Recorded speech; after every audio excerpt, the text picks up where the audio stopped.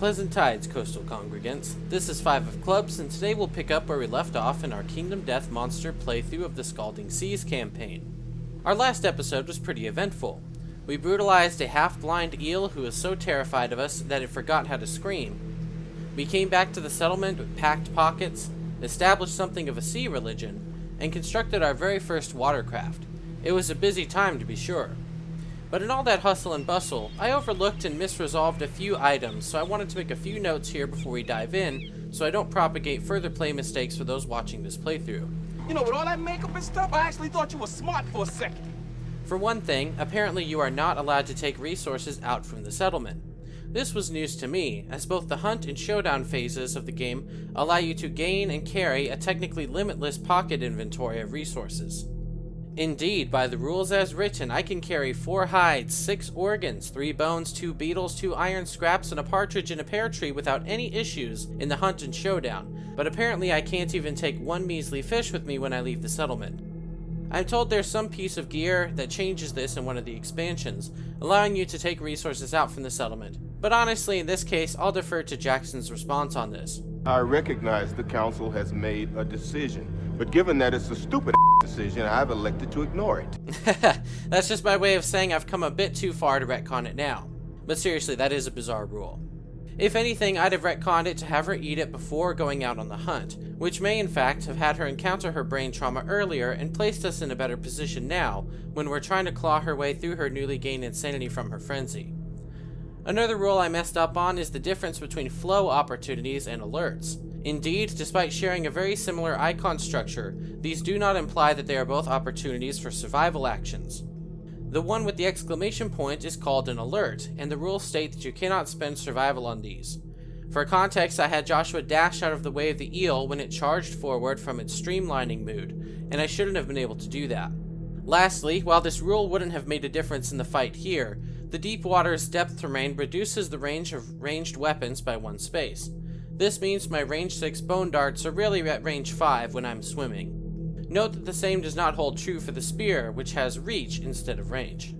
Due diligence out of the way, we're ready to set sail in our brand new boat in pursuit of our next prey. I'll cover a bit more about boats and how they work during the tactics talk since we're pretty familiar with the eel fight by now. But suffice it to be said for now that up to 2 survivors can be on board our rawhide vessel at a time, and various hunt events will take a survivor's swimming status into account. So, for the duration of the hunt, Joshua and Joseph will be piloting our vessel, leaving the other 2 survivors to swim alongside. Perhaps we'll have to innovate some inflatable tubes for our passengers to tie to our raft. Let's see what happens, shall we? Alrighty, we are about ready to get rolling with the hunt phase here. You can see it looks a little different than before, namely that we are currently sitting on top of our brand new watercraft tile. Yes, this isn't an official tile from the game. I just printed it that way so that I could kind of mentally keep track of what it is on the board. And I kind of like the planks there. So, I mean, technically, yes, it is a raw... Okay. Apparently I broke everything. Yes, it is technically a rawhide raft, if we're going to be pedantic. So having it be made out of wood doesn't make a lot of sense, but I couldn't find very good rawhide clip art to make the raft thing. And in my mind, whenever I think of, like, makeshift rafts, I think of wood. It's just a classic. So, alright. Well, I think it's about time we get going, and I should introduce our new friend here. Ashley, of course, is letting her bowels resettle into her stomach, so she's not going to be able to join us for this hunt excursion. So we instead have brought our dear friend Sid along, and Sid is going to join us for this hunt. It's his first time, and you know what? Given that it's his first time, let's, all our friends over here are like, hey, Sid, you should go take a look at that hunt event. And he's like, really, guys? Yeah, sure. Yeah, they know that the best way to learn is by going into the deep end, because at least 2 out of our 4 attendees here, that's their introduction to this world was in fact that. So, all right, Mr. Sid, what have you found? You found some hollow skin. The survivors find a shed husk of a large eel. Nominate a survivor to investigate. They gain a +1 courage and roll a d10. So someone can gain a courage and roll a d10, huh? Let's take a look at some courage values. She has 1 courage. Joshua has 1 courage. Joseph, if he does that right now, he will actually get his bold bonus. So you know what? Let's let the Eelborn go there. Yes, I do remember in the previous episode, the last time the Eelborn went and looked at the desiccated remains of an eel, it didn't work out for him. But perhaps he's learned his lesson now. His head has had time to heal, and he's like, okay, I got this, guys. I'm for real. I got it for real this time. Okay, and we have to roll a d10, and let's, oh, but before we do that, since he has received his third survival, we are going to resolve the bold story event. And I know it'll tell you there he's going to get a special ability. We'll talk about it in just a second. All right, milestone events, bold. Here we go.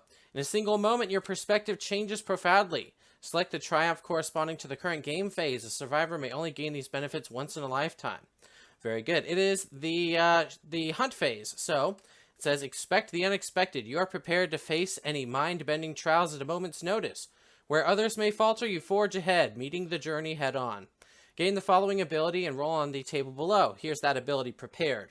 When rolling to determine straggler, add your hunt XP, or experience, to your roll results. So basically, it's harder for him to become the straggler, which tends to be the person who is the most impressed upon when it comes to bad things that happen during the hunt. So he tries his best not to be the person in last place. And he has to roll the d10, and he will get a bonus depending on what he rolls. That is an 8. 8 through 9. Gain +1 permanent strength. That's what I'm talking about. Eelborn. Excellent job. So he now has 2 permanent strength. Very good. That should help with the bone darts there. Very good job. All right, so he has resolved his bold bonus, but again, that actually wasn't what we were setting out to do. We were instead setting out to roll a d10 to figure out what happens from this hollow skin. So let's find out what that roll result is, and it's a 1, just like before, if I'm not mistaken. The husk deteriorates as you grab a hold of it. Suffer monster level brain event damage. Okay, so Joseph does not have any insanity here, so he's just going to take 1 damage there, meaning the next brain damage he gets is going to put him right into the crosshairs of getting a brain trauma. So, and he's not the one we need brain traumas on. We need brain traumas to go to Dariene, so that's unfortunate, but perhaps, you know, I guess it's the way of things sometimes. Roll random hunt event if no survivor investigates. Well, somebody did, so we're good on that. All right, this event has been handled. Way to go, Sid. I mean, yeah, basically he just got up, took a look, and said, hey, Eelborn, you want to come take a look at this? You're pretty good with eels, right? Yeah. I'm starting to doubt that Joseph is, in fact, at all aware of eels at all. So, yes, apparently the Eelborn moniker is in name only. What I think I'll do is I'm going to set our guys right here.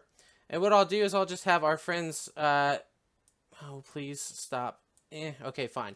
The idea that I'm having them do is they're both on the boat, but Joseph's going to resolve this one. Joshua is intending to resolve that one. That's sort of the idea.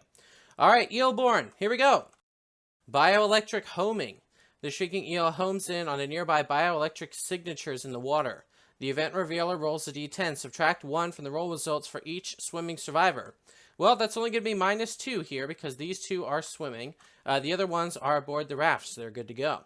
All right, so we're going to roll with -2 as the penalty. 3 minus 2 is 1. Okay, it turns out that the Eelborn is, in fact, a curse upon hunt events. So we'll have to keep that going forward. Move the Shrieking Eel monster level spaces toward the survivors on the hunt board. If it moves into the survivor's space, it ambushes the survivors. Then we roll a random hunt event. Gonna plop right over there. And we have to roll a random hunt event anyway. So if we review, the white die is the 10s die and the black is the 1s. So we'll see what the event is. Nice. 69. 69, dudes! Okay, 69, yes. And let's go ahead and go to the right page here. All right, that's 7, 12, 18, 28, 35, 46, 57, 65, 69. Thick slime. The thick green mucus suffuses the water.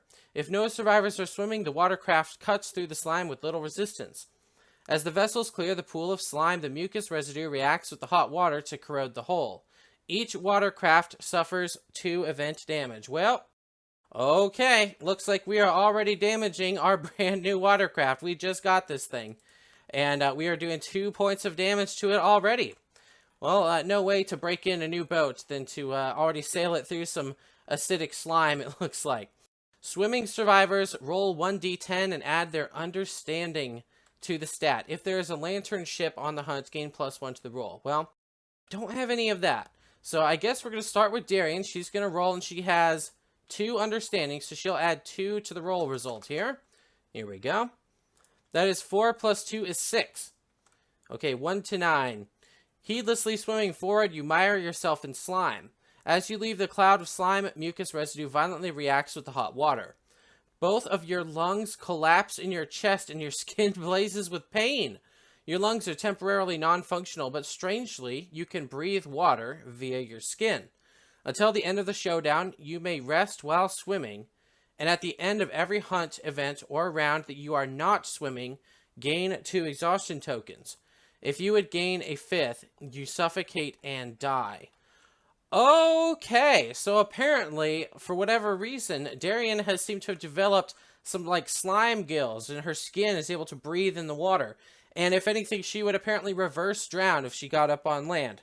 Huh. Very peculiar. Okay, that's an interesting effect. Okay.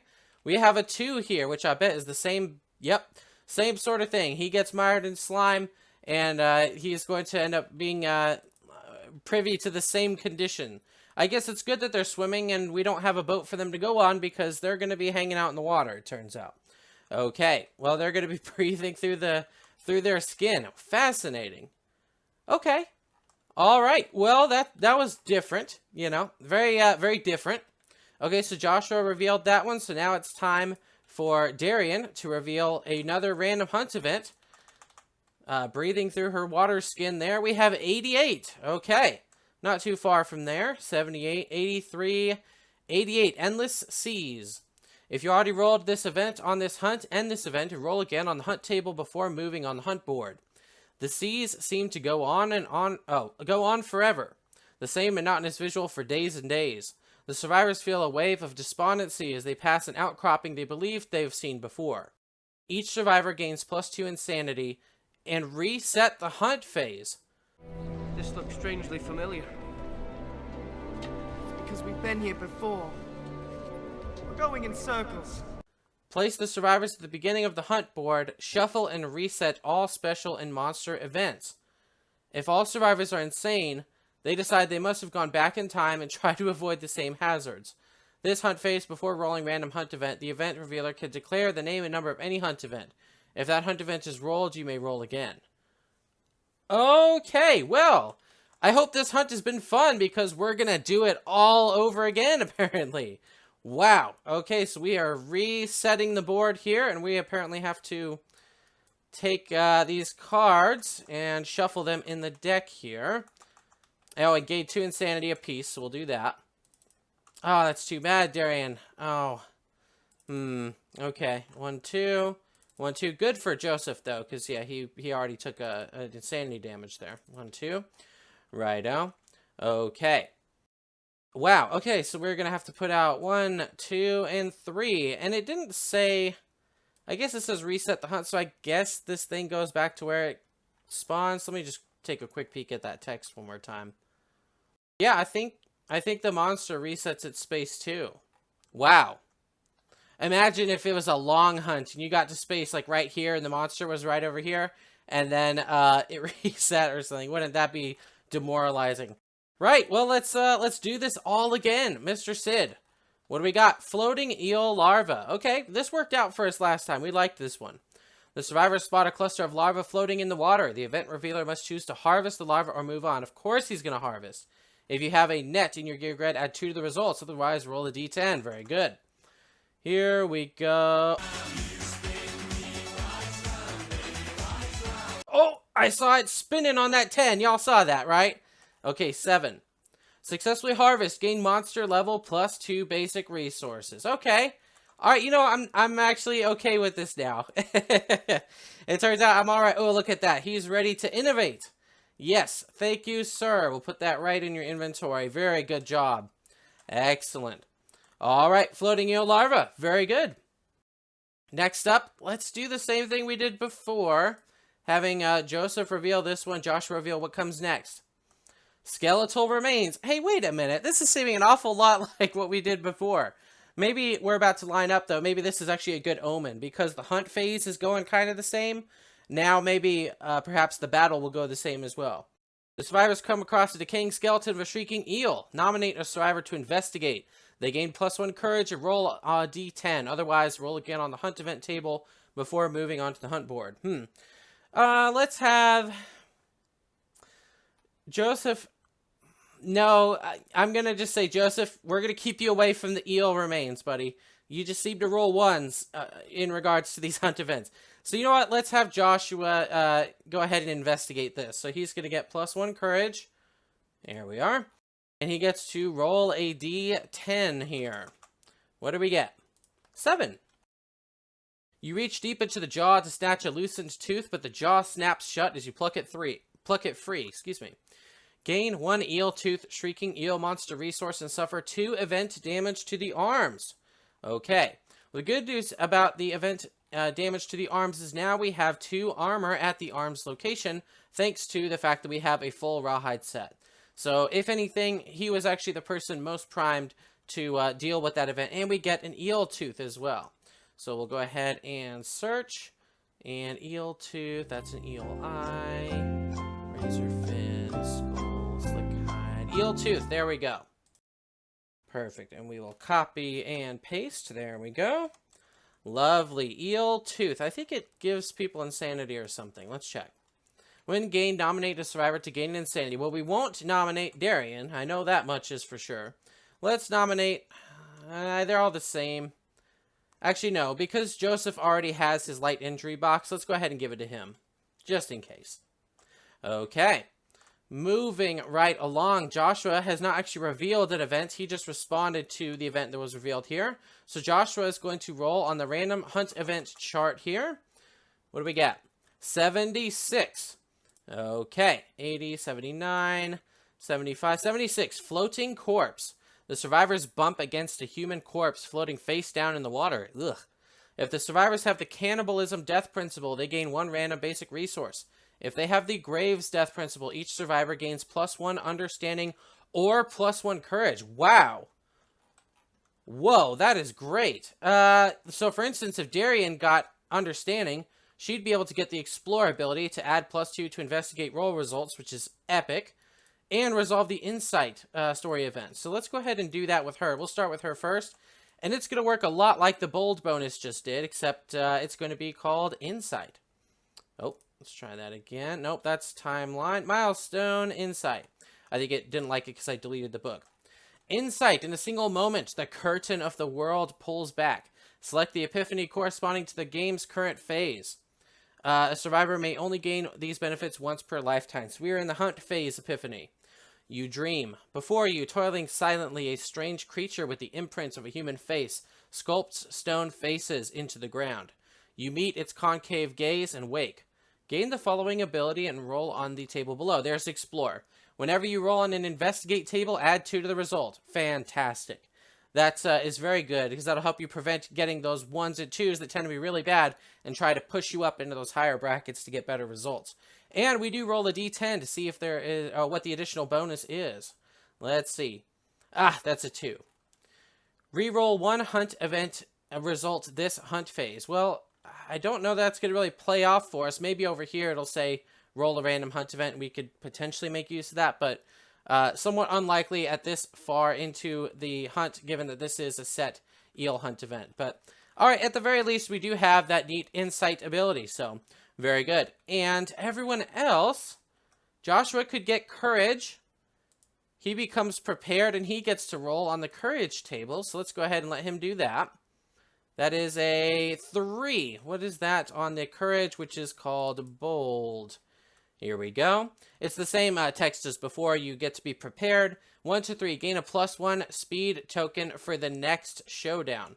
And the next showdown is the one that we're currently working our way towards right now. So he's going to essentially have +1 speed. It's almost like he's half frenzied. And perhaps this will help us tear that eel apart quickly before it bothers us much. So, very good. Okay, Joshua, good job. Very good.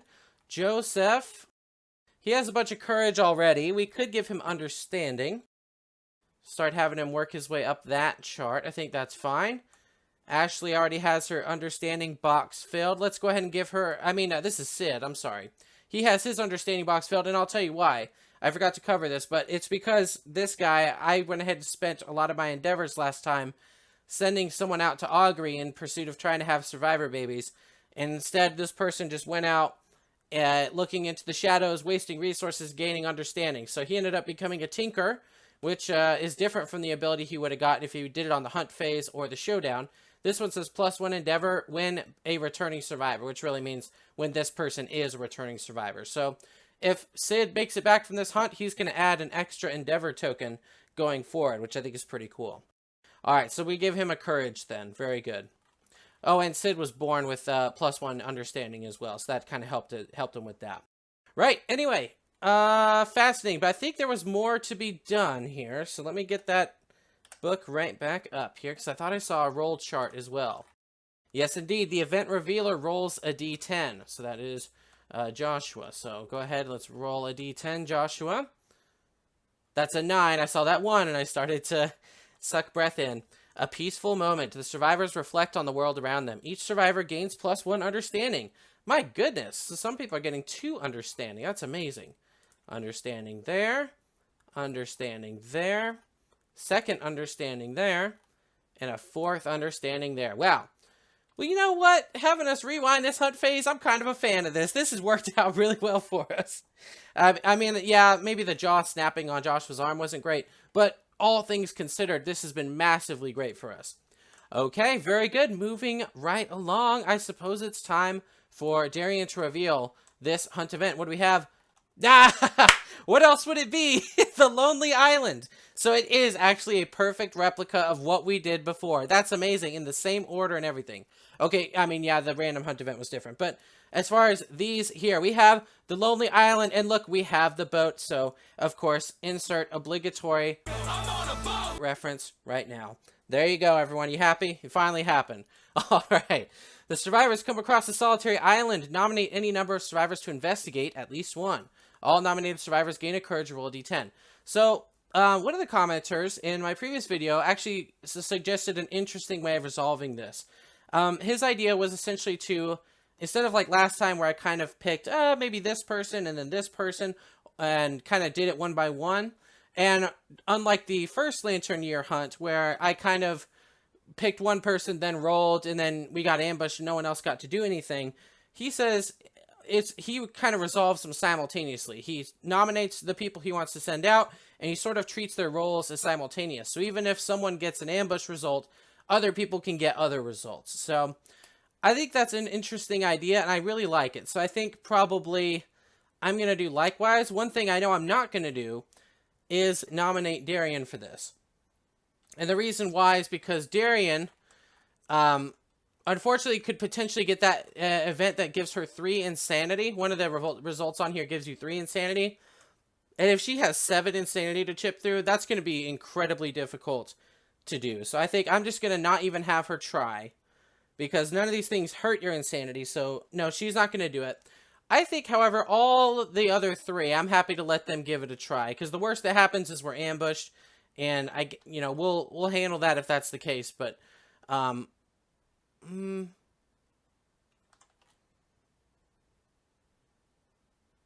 don't know. Maybe I'll just do 2. Maybe I'll have Joshua and Joseph do it, because they get courage, right? Let me look at their courage tracks real quick. So Dariene, no. Joshua, he'd get 1.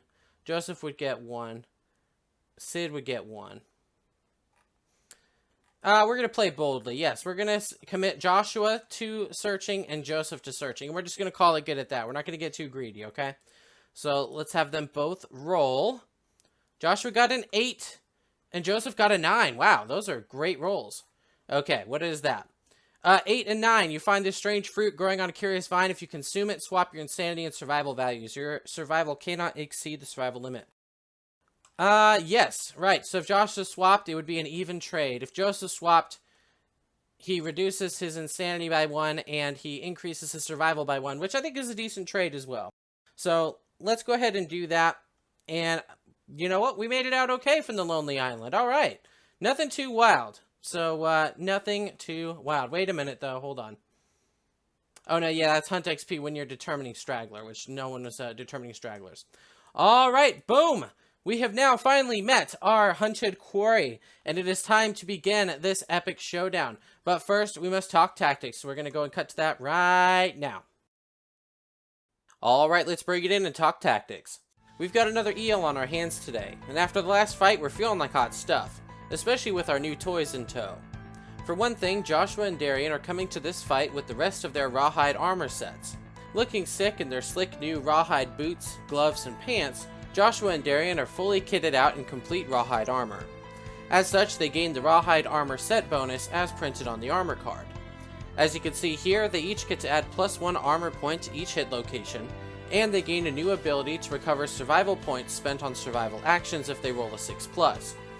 This rawhide armor set ability works really well with Dariene's Thrill Seeker fighting art, which grants her bonus survival points whenever she gains survival during a showdown, meaning she could become a beastly survival points engine that powers a stream of dodges, dashes, and surges beyond what you would normally be able to do. Surge is our newest survival action, granted by our acquisition of the Inner Lantern Faith innovation. This survival action allows survivors to spend 1 survival point to immediately resolve an action, complementing the ability of Dash, which allows survivors to spend 1 survival point to immediately resolve a movement. Surge is a highly versatile ability since actions can be used to do a wide variety of things. Actions can activate weapons for attacks, activate special gear like the eel eye patch or rawhide headband, activate terrain, and etc. And now let's check in with our resident meteorologist / sports analyst, the ace of my heart, Ace of Hearts, for our weather forecast today.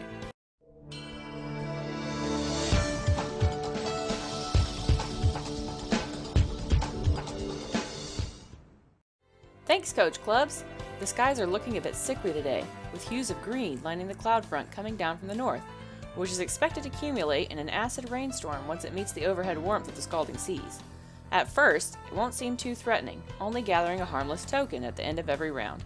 But once it builds up 3, the rain will collect into an acid pool, which will cause irritation to any survivors, watercrafts, and monsters who pass through it.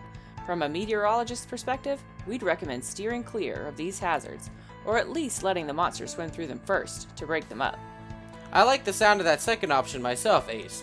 I thought you might, Coach. These acid pools should be easy to spot, since the waters will be clear as crystal today. The clear water conditions will also make survivors and monsters more accurate when resolving attacks against one another, meaning both sides will score more hits on each other. Additionally, the sensation of swimming in open air will be worrisome to the survivors, leading them to suffer recurrent brain damage at the site. Perhaps this can help Dariene take another brain trauma or 2 to trigger that memory loss she needs. Survivors can optionally choose to shut their eyes and ignore the pseudo-flying sensation, but they'll suffer a 6-point accuracy penalty in the round for doing so. Back to you, Coach! Thanks, Ace. I'll be sure that my players take notes of your pointers there. And let's not forget, team, we're bringing our new barge to bear against this eel. Joshua and Joseph currently cohabitate the watercraft, which means a few things for them.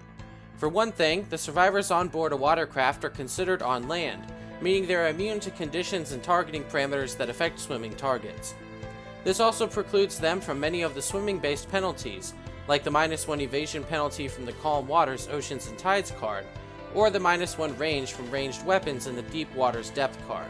In many mechanical aspects, silly as it sounds, it acts a bit like a drivable island with some extra special rules. The watercraft itself moves largely how you would imagine it would, by orienting the vessel to point in a certain direction and proceeding in a straight line that-a-way. Instead of taking the survivor's innate movement value into account, the watercraft itself has its own movement stat. As shown on our watercraft reference card for the rawhide raft, the raft has a movement value of 4. When oriented like this, that means that I could move the raft up to 4 spaces to the left or right using the steer action. However, if I need to rotate to face the north or south axis, I can spend 1 point of this steer movement to rotate the ship 90 degrees and resolve the remainder of the move normally. Survivors on board a watercraft may also spend actions to rest, removing exhaustion tokens and granting +1 evasion like they would on normal land. Or bail, which allows you to remove water tokens from your vessel if it takes on water. Water tokens work very similarly to exhaustion tokens. Gain 5 or more and your vessel's headed for Davy Jones' locker. Along with accruing water tokens, your watercraft can also take damage from various monster attacks and hunt phase happenings. Damage to your watercraft is tracked on a special watercraft character sheet, along with improvements, impairments, and other happenings that affect your boat. From what I can see here, it looks like your ship can take light or heavy damage, and perhaps even severe damage with permanent effects from its very own severe injury roll table. Yikes. Thankfully, our rawhide vessel comes equipped with 4 points of armor to protect it from getting battered too badly, though let's try our best not to test that. Mind you, our current vessel is a nameless hunk of rawhide and scrapped bits, but I've seen indications that it can be customized with new bells, whistles, and parts to increase its stats and capability. Heck, the boat can even level up from repeated use from what I can see here. I really appreciate the level of detail and care that was given here, when it would have been pretty easy to just say, it's a mobile shoal tile, maximum occupancy of 2, prone to knockback, and call it a day. I'm excited to see what the story of our watercraft will be. With our accuracy bonus and constant threat of brain damage, I think the best approach here is to tear into this eel with gale wind force and bring it down as quickly as possible. Whilst Dariene might want to stick around and take on brain traumas, I don't think the other survivors are too keen to indulge in that. The Clearwater accuracy bonus should allow most of us to hit on a 3 or 4 plus. Add to that fact that the surge ability will allow our attackers to potentially attack twice per turn, we can end the fight twice as quickly as before. Joseph will pilot the boat to keep his boatmate Joshua in a position to savage the eel, and he'll keep an eye on the eel's hit locations with his new eel eye patch to set Joshua up for success on turns when he's not a paddling. Our newcomer won't be on a boat, but she'll be able to maintain a range 2 from the eel, meaning she could keep out of the eel's slip range in adjacent targeting positions. Dariene will have to be bold, but she's also the one who can gain and use the most survival points, so that's not a problem. It may be that this is her final fight, so she's gonna give it her all. So let's get in there, hit this beastie hard and fast, and muddy these clear waters with some sweet eel blood. Everyone got the plan? Then break! Alright everyone, we're ready to dive into this epic battle here. It's going to be a high stakes brawl. Everyone has +2 accuracy because of the clear waters, meaning that the monster's going to be hitting us pretty frequently and we're going to be hitting it frequently. And the idea is we're going to try and lure the monster over to this side, park it on that beach for the first turn, and let everyone just pummel it, just beat it up Avengers Endgame style. We'll have to see if it works out that way, but that is the idea. Oh, and of course, we have the acanthus plant, which really isn't acanthus. It is representing the driftwood terrain tile, our random terrain for this battle. And as you can see here, you can spend an action to investigate and maybe get some wood resources, which I don't know exactly what they do. I think potentially it's something that helps you upgrade your ships or boats or something. I'm not really sure because it's a new piece of terrain, but I guess we'll have to see. All right, and first things first, let's go ahead and reveal a card from the AI. Oh, let's pay the Piper his due there with the hyperactivity, +1 movement. Voracious Bite. Pick target closest threat in range. Well, so we have basically a tie right now with Joshua, Dariene, and Sid, and we're actually going to have it target Sid. Normally, I would have it target Dariene because she has more evasion than Sid, given that she has the rawhide vest, and she has more armor than Sid as well. But the reason I'm not doing that is because if I have her target herself right now, she's going to get the +1 insanity for being the monster controller. And in its own weird way, this is one of the few times we don't want to do that because we want to see if we can tear through her insanity by going and suffering issues with the clear water. Everyone gets brain damage at the start of their turn for the clear water unless they shut their eyes.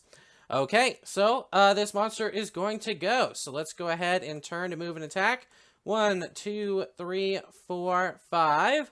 And rotate, and 6. And there we go. It's parked itself right there on the island. Right in range for all of our friends to get up on there and just have a good time with it. So, but first it's going to resolve an attack, and it is going to be attacking at +2 accuracy. So this 3+ really becomes like a 1+ for this creature. So let's give it a roll and see if it matters. Yeah, 6 and 9. Yeah, those are both going to be hits, apparently, because that's a very accurate eel. Okay. The head and the legs on our new friend, Sid. Oof. Okay, so if he takes the head injury, he's getting knocked right over, just like that. The legs is just a light injury, but he has 4 survival points. And the reason he has that many survival points is because we were able to give him some during the settlement phase, and we also have stone noses on him. I think what we'll do is we'll actually, since he has so many survival points, let's go ahead and dodge one of those hits, the head hit. We really don't want to be dealing with that because that's just leading up to severe injuries anyway, and that's, you know, nah, I don't think so. So, oh, whoops. Okay, apparently I rotated the whole shoal instead of just our friend Sid. Right, alright, our friend Sid has taken first blood from the, well, actually, the monster, I guess, dealt him first blood. But the monster ended its turn while sharing space with land, so it's going to go ahead and lose that movement token. Very good. And we begin our assault on the eel here. Yes. Who to begin? We could have Joshua come on up and deal here, but I think maybe what we'll do is we'll actually have Dariene go first. She's going to go... Well, I'm trying to get her. 1, 2, 3, 4. So she's going right into the blind spot, and at the start of her turn, because of clear waters, she's going to suffer 1 brain damage unless she clamps her eyes shut. But we want her to because, well, we want her suffering traumas, which is a strange thing, I know. Right. Okay, so she is in the blind spot for the eel, and she is going to go ahead and strike out with her axe, which normally hits on 6, which in the blind spot is 5. But with the +2 accuracy here, she's hitting on 3+, which is quite generous. Okay. 3 and 4, so we have 2 hits, despite how low those rolls are. Okay, here we go. We have Ravenous Inner Jaw, and we have Alacritus Pelvic Fin. One has a reflex where it'll snap back, causing brain damage. Excellent. If the monster is adjacent, or if the attacker is adjacent to the monster, it turns to face them and attacks. And we have Failure Response, perform basic action, target the attacker. Let's start with the Failure Response, just in case something weird happens. Okay, here we go. She is... currently sitting here with 3 strength and then 2 innate strength.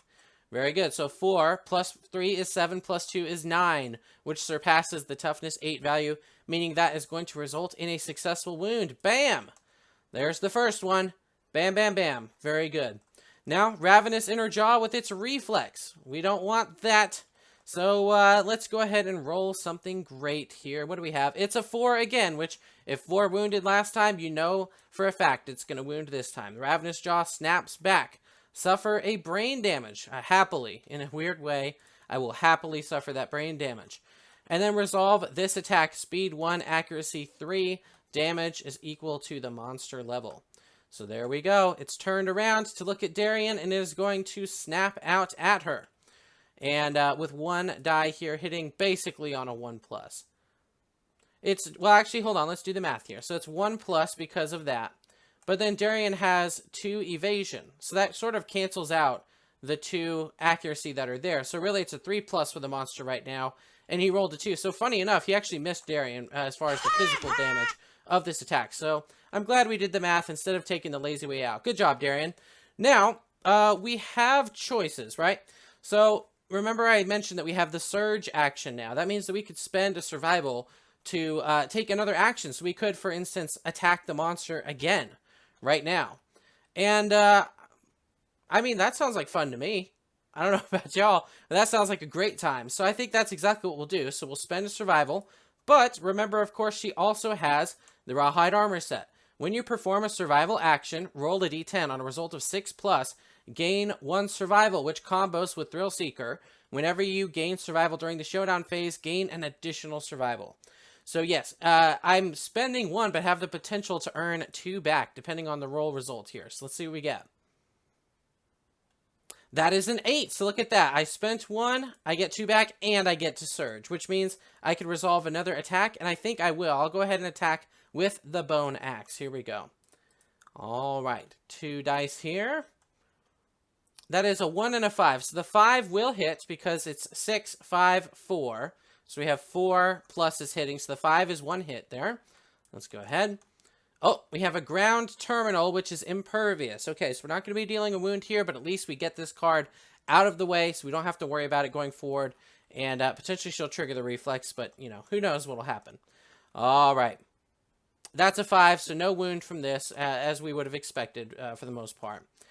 And reflex, if the attacker is adjacent to the monster, they roll a d10. If they have metal in the gear grid, add 2 to the roll result. On a result of 5+, they suffer monster level damage to a random hit location and are stunned. Okay, here we go. Let's not get a 5+, please. That's a 4. Perfectly done, Dariene. Masterfully executed, I must say. So we do not suffer the ground terminal shock. Very good. Okay, excellent. Well, now we get to decide who is next. We could row Joshua right up in there, or we could let Sid attack from the blind spot here. And I think now is a pretty decent time for Sid to do so. And you know what? Before he does it, let's have him move. He gets 1 free movement for starting his turn on top of a shoal, as we know. And he has range 2 for attack anyway. So let's actually just back him up 1 and have him poke at the behind of the Shrieking Eel here.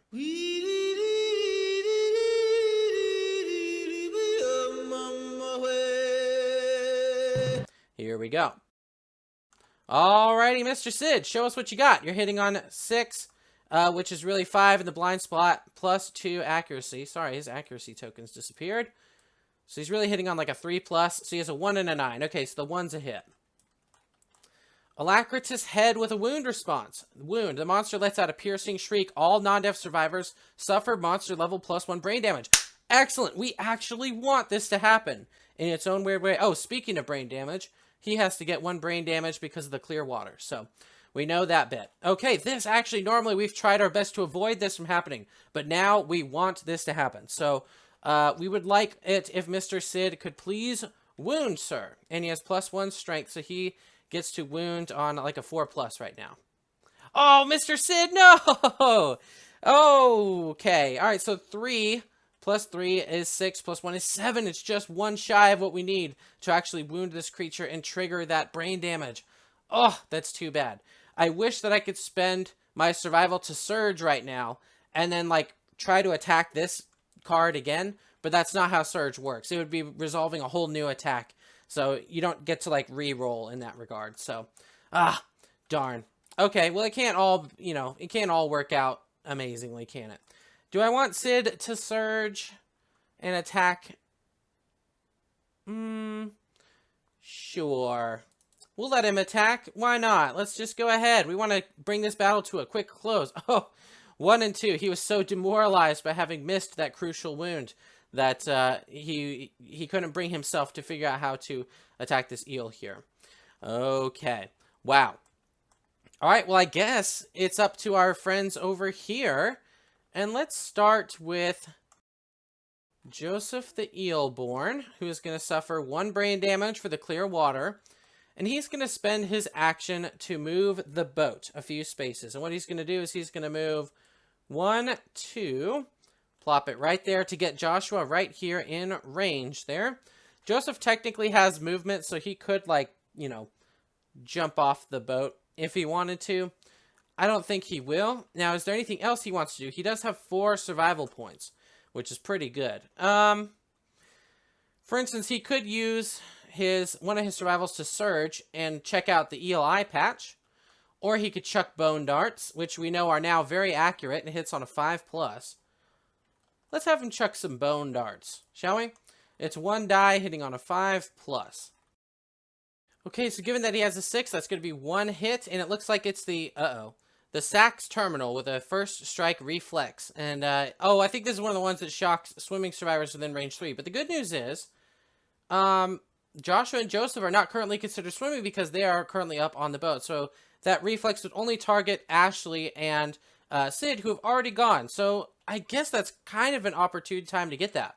Okay, but let's go ahead and see if we get a wound out of this. He does get to add 3 plus 1, or 2, I'm sorry. He got an extra strength now, didn't he? Because of the hunt and the courage bonus, I believe.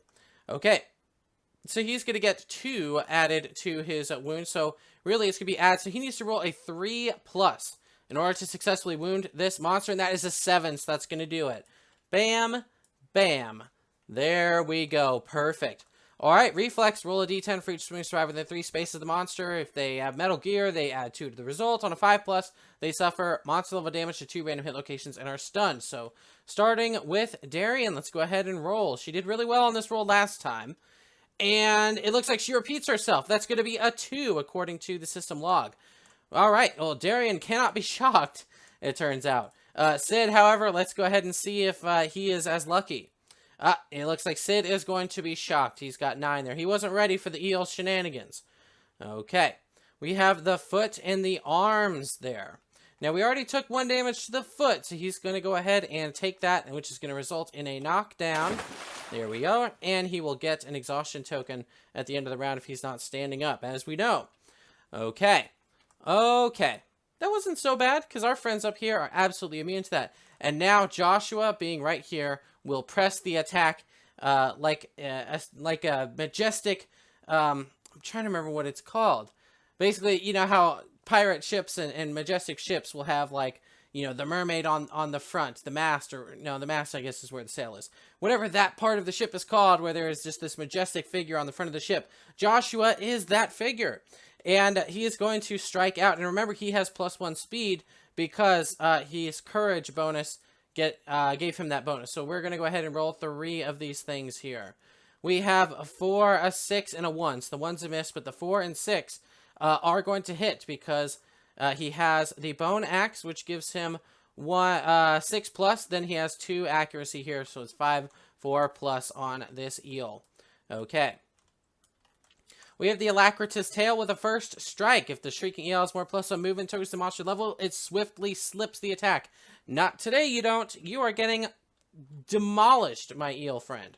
All right, and let's see if Joshua can keep up the pressure that we have going on this eel here. That's a 1. Ugh, that's not going to do it. All right, failure. Monster gains +1 movement token. Full move the monster away from the attacker. Cancel all remaining hits now out of range. It's going to get one of those, and it's going to say, sayonara, Joshua, I'm out of here. We're just going to knock 1, 2, 3, 4, 5, because this eel's going 1, 2, 3, 4, 5, 6. So it pushed him back a few spaces. Well, that's depressing, because now Joshua doesn't get to try and do this, and he also can't surge to attack because the monster is very far outside of the range of where we need it to be.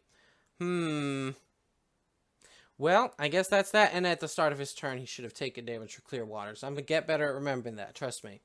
Okay. Right. So I guess let's just call that the end of the round, maybe. And then we'll see what the enemy's going to be up to on its turn here. But at the end of the round, we have to add a token to Acidic Tempest, because once it builds up 3+ tokens on this, you remove all of them and place an Acid Pool Terrain into play. So we'll have to see if the eel even survives that long. Hopefully not. All right, eel's turn. First and foremost, pay the Piper of a Hyperactivity token there. And Dogged Pursuit. Pick target furthest threat swimming in range. That's going to be our friend Dariene way back here. So it's coming after Dariene again.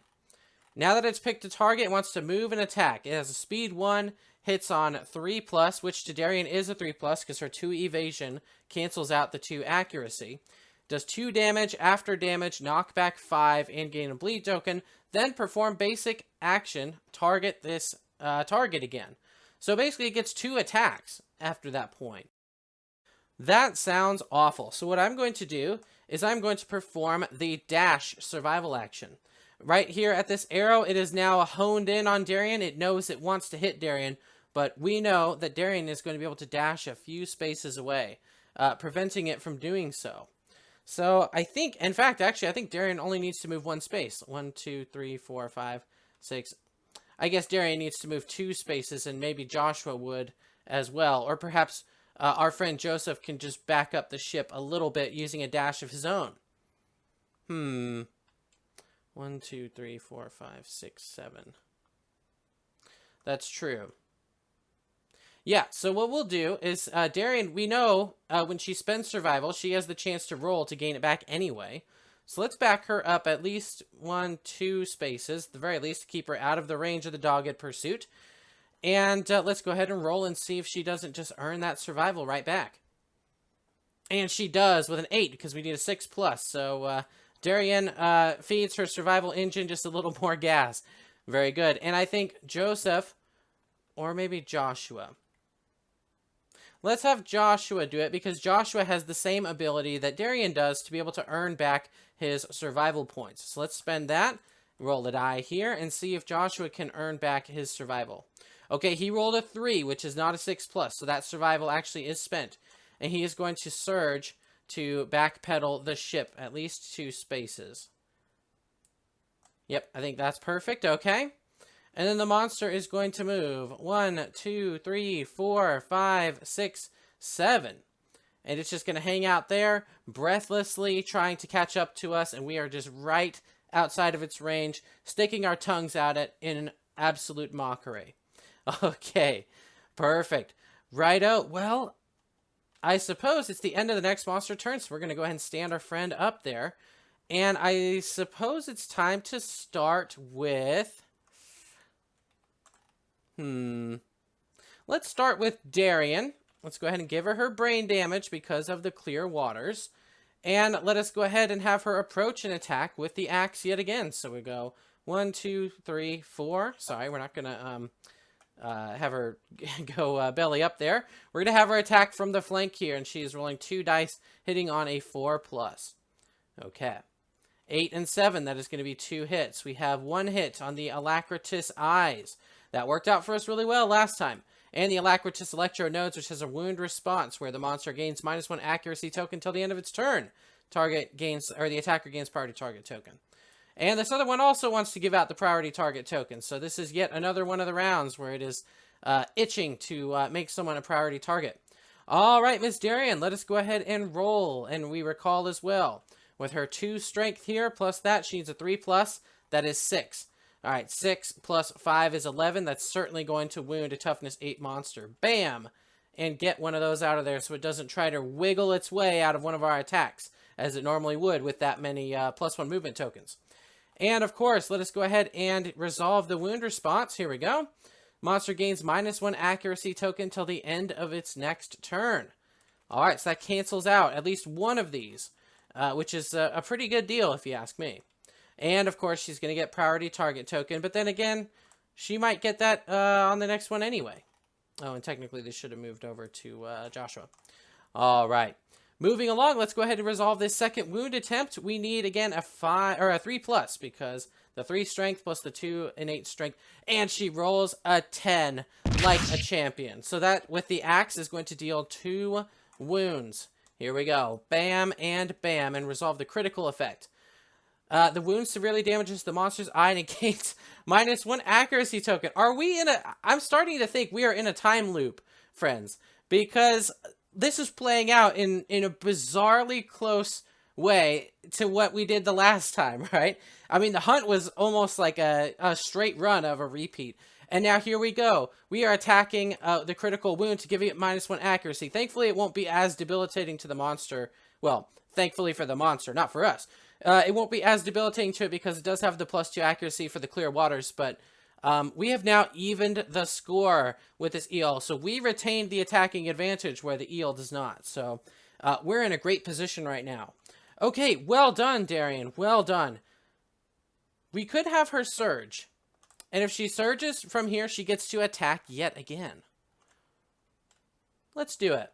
Because she dashed this round. She hasn't surged this round yet. So let's go ahead and see what happens here. Okay. That's a 3. So she actually spends it for real this time. But again, we can make it up later, right?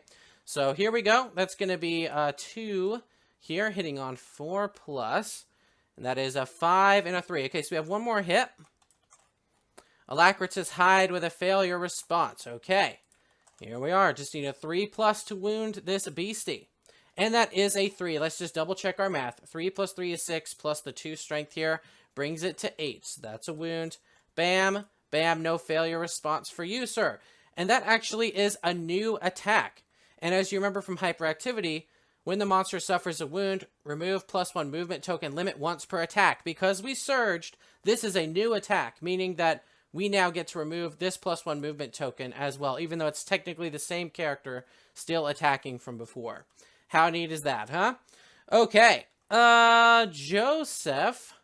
Here we go. We could have him row the boat up here, I think, for his action. Let's make sure to give him his -1 there. Actually, you know what we might do? I mean, this isn't... that's Sid, actually. This is Joseph here. Let's actually, instead of having Joseph take that brain damage, I don't plan to have him attack. So I'm just going to have him shut his eyes. And he technically has -6 accuracy until the start of his next action. So I don't plan to have him attack anyway. He used his action to move the raft up 1 space using the steer action. So I think that we'll let him do that. I mean, how hard is it really? I could close my eyes and move 3 feet in the water, I think, in a raft. I think. I am not a nautical expert by any stretch, but I'm thinking that that's not too incredibly complicated. Now, Joshua is back. The Mad Beast is back. And before Joshua goes, maybe we'll have Joseph... Oh, he already surged because he moved the raft. So, he cannot surge. So, Joshua is just going to have to attack blind if he wants to attack. Or he could look at the next two hit locations or AI cards or, various other things. We have 13 cards in there. That's getting pretty low. Yeah, that's getting pretty low on the AI or the hit location cards. So what I'm going to do is I'm actually going to have Joshua. Well, he could surge to do that. I'll tell you what we'll do. We'll have him use his regular action to take a look at the next two monster hit locations. Here we go. Oh, it's a trap and the Alacritus Spine. Okay, and we get to put these back in any order that we want. Well, maybe since we know the trap is coming up, we could trigger it in such a way that it only hits a few people, right? Now that we know that that's coming, we can position ourselves for the next round so that it only hits certain targets, like Dariene, for example. Someone who's armored, right? So maybe I actually will. I'll leave it exactly just the way it is, because now I know whoever gets the next hit on this thing, it's triggering the trap. So now that's actually good information. And I could surge with Joshua if I wanted to move the raft or look at the next two AI cards or something, but I'm not sure I want to. And let's go ahead and... Actually, no. Since he didn't attack, let's just say that he closed his eyes as well. That's interesting. Yep. Okay, so he closed his eyes because it doesn't make sense for him to have attacked anyway, so... Well, actually, I guess I didn't know that at the start of my turn. I might have surged to attack. So, in all fairness, let's go ahead and just make sure to give him that. So, alright, we're being fair, right? We want to be fair here, as fair as we can. Okay. Alright, so I think the only person left to go is Sid.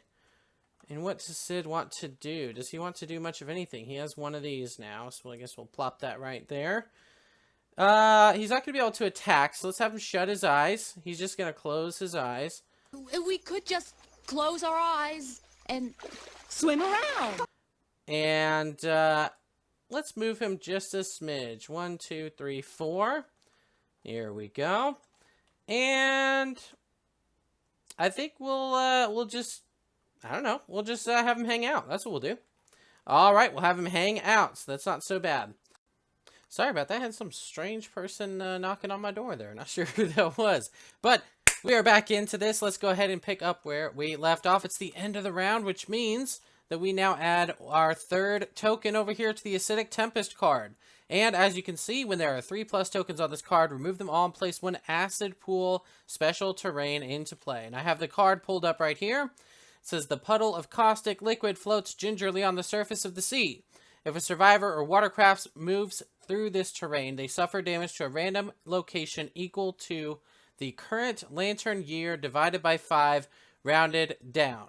So, but I assume there's a minimum of 1 there. So, like, if I piloted my boat through it or if I swam through it, I assume, even though we're not at lantern year 5, I assume that it's not that it would round down to 0. So I assume it's a minimum of 1. If a monster moves into or through this terrain, they gain a -1 toughness token. So if we could coax the monster to dirty itself in the acid pool, we are able to wound it easier, which is a pretty interesting thing. If a minion moves into or through this terrain, they suffer 1 automatic wound. Cool. After any figure has moved into or through the terrain, archive this, and it says for placement, set up in an unoccupied square, 5 spaces away from all board edges. We're just going to chuck it on out there. Well, there it is. Okay. There, indeed, this gate tile will represent the acid pool for right now. Okay, well, now that we have finished that bit, we go ahead and we take all these tokens off, and it will potentially lay down a new one. We'll have to see. Alrighty. Time to pay the piper for the hyperactivity there. And then it's time to draw an AI card for the enemy. Powerful Bite.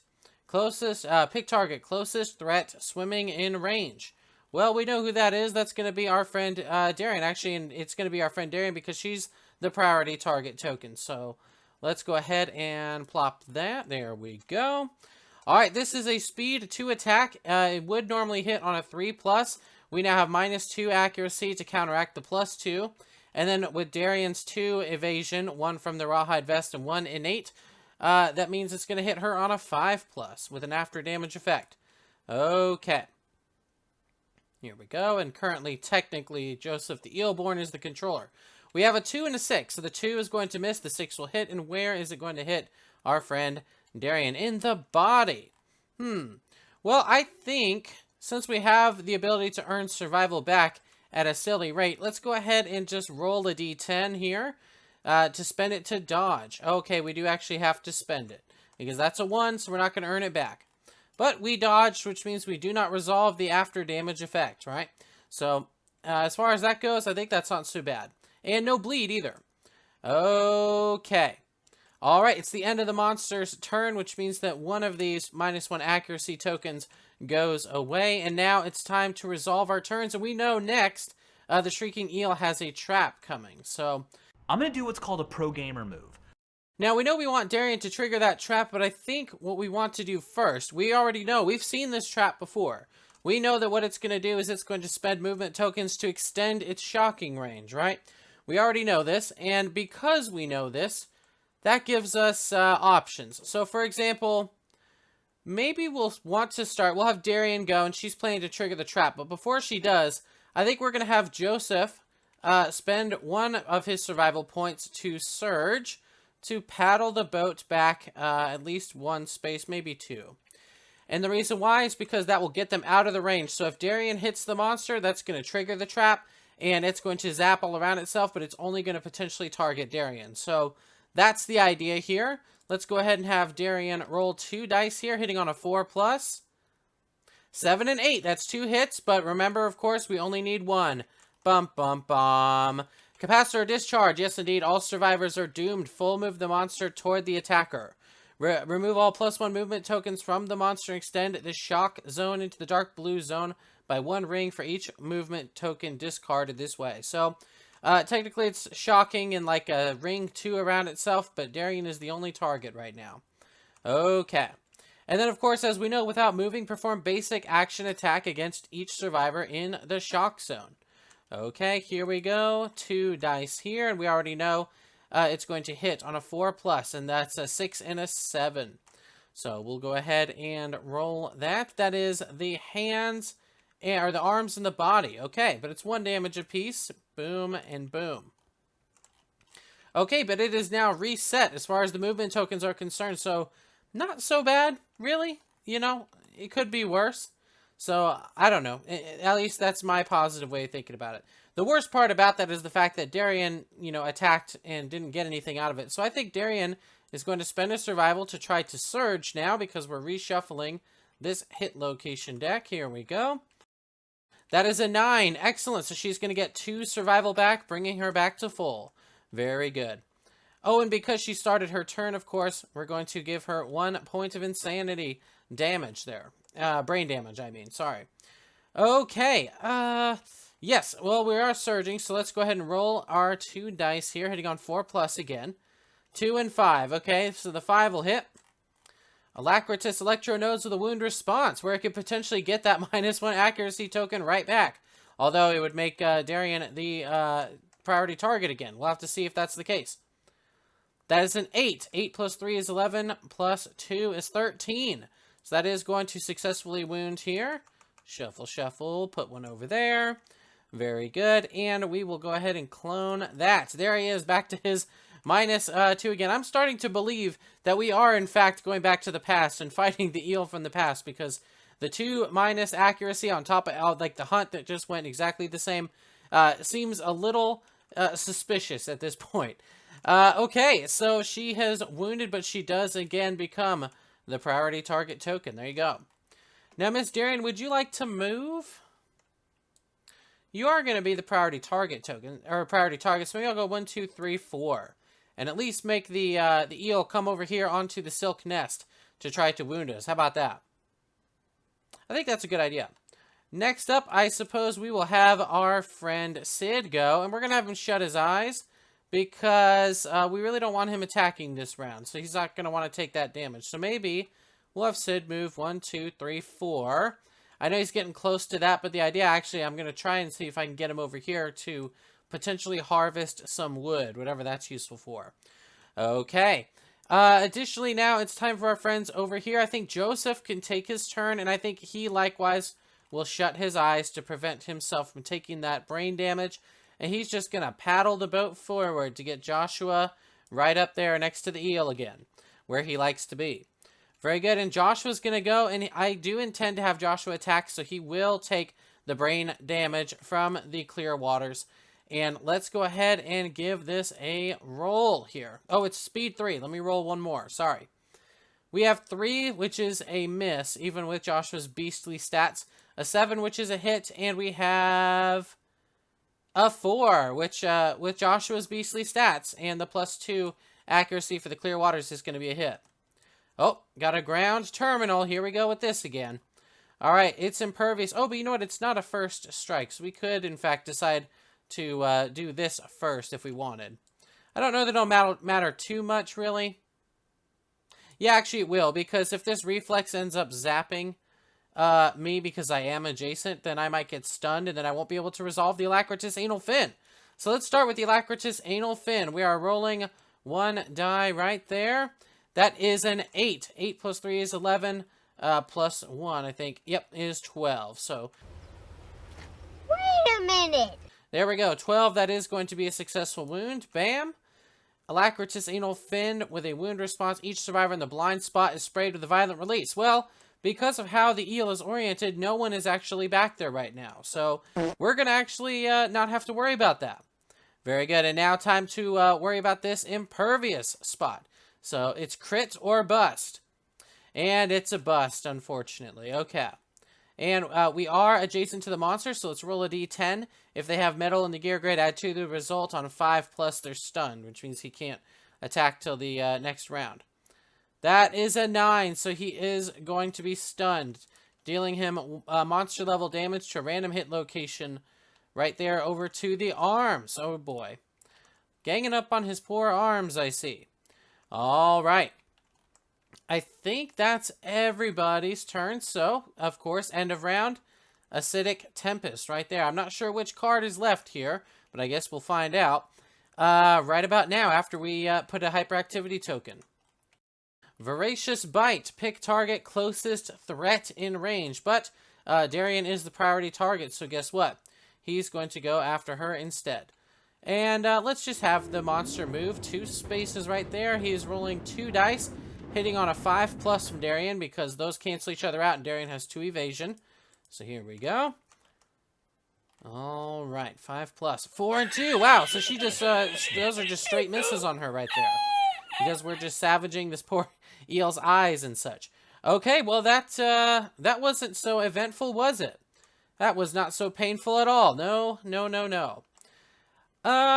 Let's see.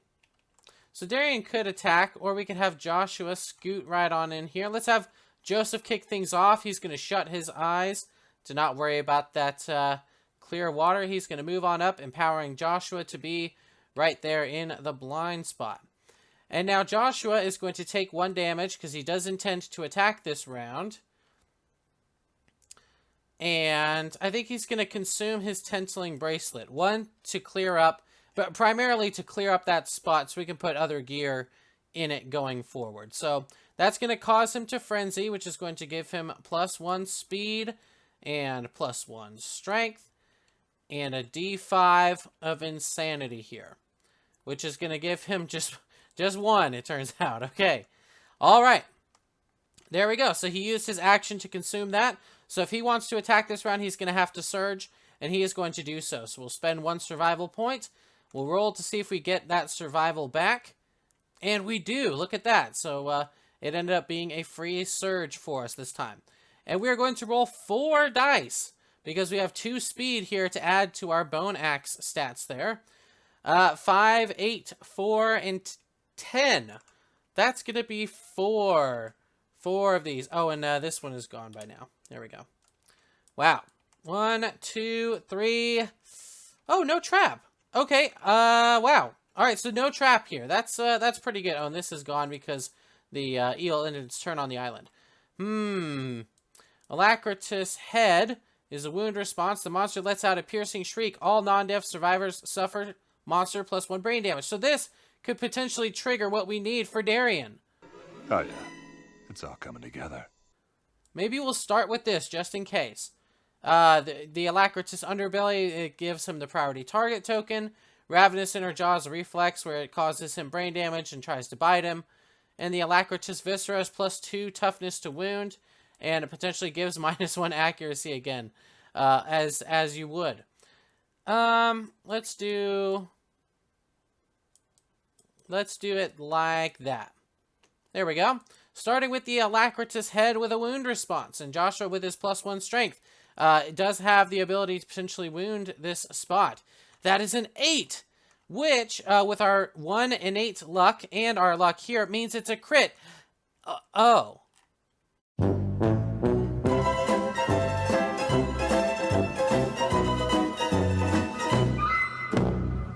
Oh, wait. Oh. Well, okay, that's unfortunate. So if I had just done a regular wound, we would resolve the wound response, but we actually did a crit. Which means that, 1, he's going to do this effect instead, and we'll try to remember it, except for the fact that we already know there's only 2 wounds left to do on this eel, and he hit with the bone axe. So that's just going to be, 1, 2. And that's that.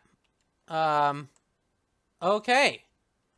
Well, we win.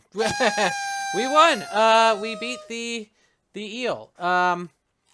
Okay, that's too bad. I was really hoping he would just wound there, but it's okay. It's all right, right? We still win, right? So things are good that happened for this, right? So for one thing, we all get our hunt XP. There's one there. Here's one here. Joseph, the eel born, gets his age bonus, so we get to roll for his age. What is that? That is a 10 and a 6. That is 16. Let's see what a 16 on the age bonus is going to get him. Age is 16 to 19. Gain plus 1 permanent accuracy. And you know what? I was sort of planning to maybe make him a thrown weapon proficient person. And now I'm committed to it. And as you can already see, I put a note there.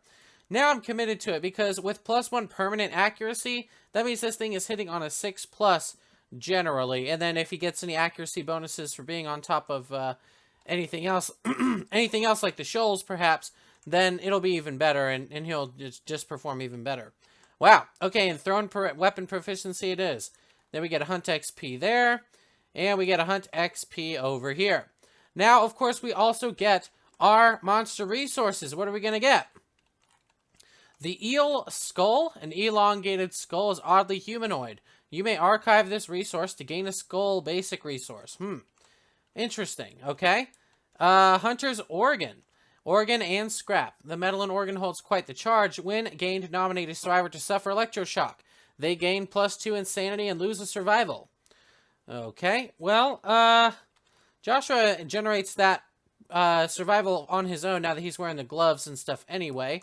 So maybe we'll let him have it. We'll have him get the insanity, losing out on the survival. Okay.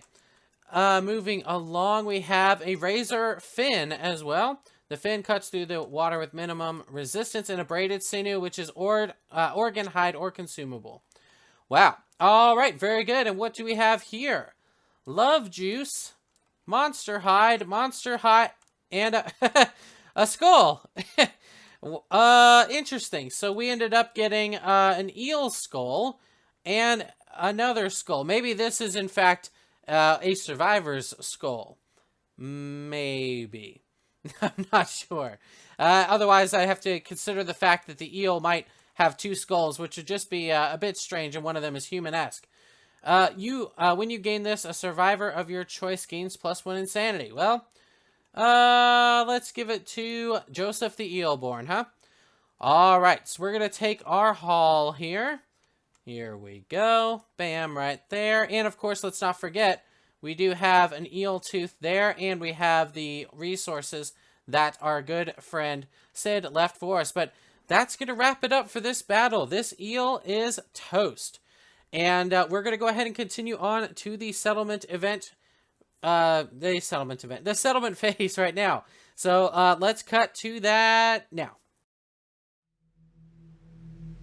As the landlocked eel honed in on Dariene, Joshua paddled in from behind and delivered a dizzying flurry of frenzied blows to the eel's backside. No slipping or slithering would save it from Joshua's savagery. Nonetheless, it only took one blow to bring the eel down in a quick finish. Perhaps too quick a finish. Dariene tried to smile with the others over their victory, but she was nearly frozen with the foreboding dread she felt welling in the pit of her stomach. Despite the warmth of the seawater, Dariene was racked with a ceaseless chill. The raindrop ripples sprinkling the sea surface concealed her involuntary shivering. Somehow, she knew the ghost ship would come. Now, some of you viewers might be wondering why I didn't simply stall for time against the eel long enough to trigger Dariene's brain trauma via the clear waters. In an unrecorded game session, I might have considered that option, but the truth is, I wouldn't have personally enjoyed using it. For one thing, it wouldn't feel thematically appropriate for the survivor group to purposely subject itself to increased danger, purely to game the game, so to speak. For another, the viewing experience of watching the survivors twiddle their thumbs and tease the eel, waiting for that brain trauma, wouldn't have been very exciting. And lastly, I don't feel as though Dariene would want that. Terrified though she may be, she's proven herself to be a selfless character and a stalwart leader, so I can't imagine she would impose undue risk on the party just for her sake. As such, I made the decision before filming that I'd try to get her brain damage through hit location responses and hunt events, but wouldn't artificially prolong the battle to game the system, even if it meant I'd end up killing the eel before getting the brain trauma to occur. The hunters returned to find that the Showdown's acidic rainfall had spread its clouds over the settlement. The dour downpour, it seemed, ended up proving to be a blessing in disguise, corroding some of the surrounding stone and thereby gifting the settlement with a piece of scrap. Yet another blessing from the mysterious sea maiden from their shared vision. Dariene isolated herself, though not simply to avoid the corrosive rain. As day turned to night and the congregants laid to rest, the final drops of Dariene's mental strength evaporated. Between the rhythmic churning of the waves, she heard soft splashes of mildewed oars, drawing a vessel through the water, growing closer with each stroke. Terror stole her voice, and horror held her tight. She heard the soft scrape of shipwood as the rowboat touched the stone-faced shoreline. She knew that they had come, and they had come for her. Dariene is paralyzed with dread as a trio of purple, squid-headed humanoids appear out of the darkness. With utter horror, she watches as one of the strangers places a squirming tadpole in her ear. Her body convulses, face locked in a silent scream. Her body goes limp. Then, she stands. Her hair falls free of her scalp, and her head transforms to match the eldritch form of the squid-like strangers. Then, the phantom vessel departs from the settlement, taking Dariene with it. The congregants awake that morning, sensing something is amiss. They search desperately to find their leader. After a short but increasingly troubling time of searching, Robert returns bearing a large clump of Dariene's dark hair and her lantern. Joshua is the first to understand. Dariene, their sea matriarch, is gone. Joshua bellows in angered grief, and the surrounding survivors mourn in despair. And then, panic. Miss Betty, with frantic gestures, returns from her shoreline search for Dariene. Breathlessly, she beckons the survivors to peer out at the sea. When the survivors follow her, they see it. An ashen, foreboding fin trailing through the water, headed straight for the settlement. Something, it seemed, had hunted down the congregants. Congregants scrambled away from the shore, and guttural cries of terror broke out among the survivors. Prior to this point, the threats they faced were seemingly confined to the sea outside their settled lands. It had not occurred to the survivors that a threat would approach them from the beachfront. Nevertheless, the Eelborn took charge, issuing orders to the congregants to arm themselves for battle. Seemingly immune from the vice of panic, Joshua scrutinized the approaching fin with a vengeful, contemptuous gaze. "Good," he snarled. "Saves us the trouble of tracking you down." And that's where we'll pick things up next time. What will we build to prepare ourselves for our mysterious adversary? What lies in wait for us in the encounter with it? Tune in next time to find out how our survivors fare against the fearsome force of the Shark King. Until then, happy holidays, everyone.